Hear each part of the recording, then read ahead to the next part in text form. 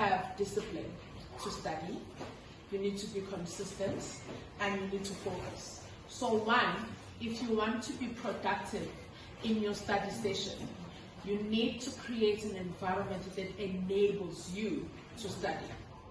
It means you do not just choose any place and then just sit. Maybe your siblings are watching the TV and you're just sitting in the corner. That's not a conducive study environment. You need to find a place where it's quiet, where there is minimal to no distractions, where you can focus basically. So it could be in your room or in another room where there's no distractions and there's no one making noise. Obviously you've put your phone aside, because that environment will encourage you to study. Rather than trying to study in an environment where there's a lot happening, then you won't achieve much because you won't be able to focus. So the first step is finding that space or place. Okay. If you are struggling to find that space, maybe within your house, you can try and find a time where it's less busy.